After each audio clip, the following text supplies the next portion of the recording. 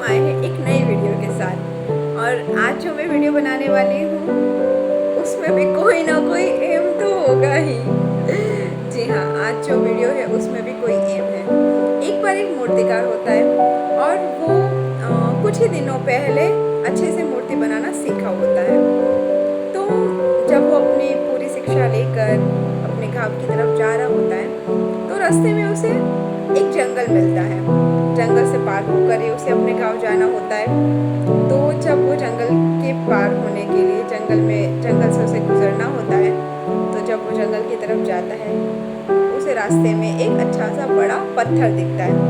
अब मूर्तिकार नई नई मूर्ति बनाना सीखा होता है, तो उसके मन में भी थोड़ी सी इच्छुकता जागती है कि क्यों ना मैं भी एक मूर्ति बनाकर देखूं, क्या सच में मैं अच्छी मूर्ति बना पाऊं। तो जब उसने मन बना ही लिया होता है कि मैं मूर्ति बनाऊंगा, तो वो अपना निकालता है छेनी और हथौड़ा और पत्थर पे मूर्ति बनाना शुरू करता है। जैसे ही वो एक छेनी लगाता है हथौड़े से, तो पत्थर चीखता है, ओह मुझे दर्द हो रहा है।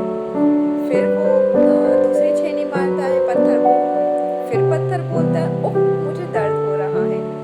तो मूर्तिकार को दया आ जाती है, उसको लगता है कि ये पत्थर कमज़ोर है और ये नहीं दर्द सहन कर पाएगा। तो फिर मूर्तिकार उसे छोड़ देता है और पत्थर भी खुश हो जाता है कि चलो एक बला टली, कि मुझे कम से कम छेनी और हथौड़े की मार तो नहीं खानी पड़ी। मैं तो आराम से यहाँ रह रहा हूँ, ये कहाँ से पता नहीं आ गया और मुझे पत्थर और छुरी मारने लगा। ठीक है, अब मूर्तिकार थोड़ा उदास हो जाता है। फिर वो और आगे बढ़ता है, उसे एक और बड़ा पत्थर मिलता है। अब क्या होता है कि उसे एक और बड़ा पत्थर मिलता है। मूर्तिकार फिर खुश हो जाता है। फिर वो वही प्रोसेस करता है, अपनी छेनी और हथौड़ा निकाल कर शुरू कर देता है मूर्ति पर मारने।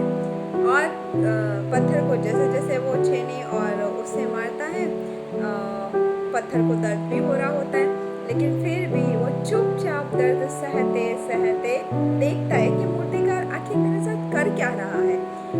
तो वो उस दर्द को सहता है और देखते ही देखते बहुत प्यारी मूर्ति बन जाती है। और उस मूर्ति को देखकर मूर्तिकार को यकीन नहीं होता है कि मैंने अपने भगवान की इतनी प्यारी प्रतिमा बनाई है। फिर वो उसे बनाकर अब अपने गांव की तरफ चला जाता है, बड़ा खुश होकर कि फाइनली मैंने अच्छे से मूर्ति बनाना सीख लिया है। और वो आगे की तरफ बढ़ने लगता है, वो अपने गांव पहुंचता है। जैसे ही वो अपने गांव में अब वो अपने गांव की तरफ जाने लगता है और बड़ा खुशी से जाता है कि चलो गांव वाले भी खुश होंगे कि मैं मूर्ति बनाना सीख गया, तो कम से कम मैं उनके कुछ काम आऊँगा और मेरा व्यवसाय भी हो जाएगा। तो वो बड़ा खुशी खुशी अपने गांव में प्रवेश करता है।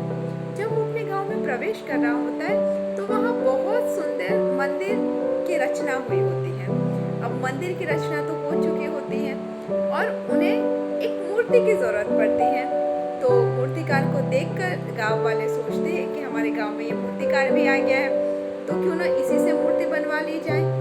तो जैसे ही वो मूर्तिकार को देखते हैं, बड़ी प्रसन्नता से खुश होते हैं और उसे देखकर बोलते हैं कि आइए मूर्तिकार, हमें आपकी ज़रूरत थी, आप हमारे मंदिर के लिए एक प्यारी सी सुंदर सी प्रतिमा बना दीजिए।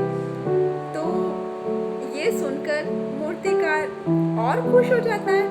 उसे तो लगता है कि जैसे कि उसको तो लगता है कि जैसे उसने कुछ मांगा और उसे मिल गया हो।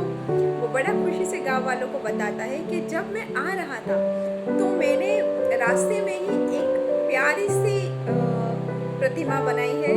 आप जंगल में जाके उस प्रतिमा को ले आइए। और गांव वाले भी खुश होते हैं क्योंकि उनके पास भी समय का बहुत अभाव होता है। वो भी सोचते हैं कि जल्दी से जल्दी अगर मूर्ति हमें मिल जाती है तो अच्छा है, क्योंकि नई मूर्ति निर्माण के लिए हमें काफ़ी समय लग जाएगा और मुहूर्त भी आ गया, उसमें भी विलम्ब होगा। तो वो बड़ी खुशी से गांव वालों के साथ जंगल में जाता है और मूर्ति को ले आता है। लेकिन मूर्ति स्थापित हो जाती है, गांव वाले उसकी बड़ी पूजा अर्चना करते हैं। लेकिन नारियल फोड़ने के लिए जब वो मंदिर में जाते हैं तो उन्हें कोई उपाय नहीं मिलता है। तो वो सोचते हैं कि हमें एक बड़े पत्थर की जरूरत। तो जब वो मूर्ति लेने गए होते हैं मंदिर के लिए जंगल में, तब उन्हें याद आता है कि अरे जंगल में तो बहुत सारे पत्थर हैं, तो वहीं से ही क्यों ना एक पत्थर ले लिया जाए और इसे यहाँ स्थापित कर दिया जाए, तो हम नारियल आराम से फोड़ सकते हैं भगवान को चढ़ाने के लिए। तो फिर उनमें से कोई 2-3 व्यक्ति जाकर जंगल में पत्थर, बड़ा सा पत्थर लेकर आते हैं जिससे वो आराम से नारियल फोड़ सके। वो जंगल में गए, पत्थर लेकर आए और पत्थर को भी मूर्ति के पास स्थापित कर दिया नारियल फोड़ने के लिए। अब क्या होता है कि जितने भी भक्तगण आते हैं वो उस पत्थर पर नारियल फोड़ते हैं और भगवान को प्रसाद चढ़ाते हैं और धूमधाम से अपनी पूजा करते हैं और अच्छे से चले जाते हैं। जब रात होती है तो वही पत्थर रो रहा होता है। तो जो मूर्ति पूजनीय है, भगवान की प्रतिमा है, वो उस वो प्रतिमा उनसे पूछती है कि आप क्यों रो रहे हो और आपको क्या वेदना है। तो वो रोकर पत्थर बोलता है कि काश उस मूर्तिकार ने मुझे जो मूर्ति बनाने के लिए चूज किया था और मैं उसकी छेनी और हथौड़े की मार से रो बैठा और मैंने बोला कि ओह अब मैं नहीं ये दुख सहन कर सकता, तो काश मैं आज आपकी जगह प्रतिमा होती। तो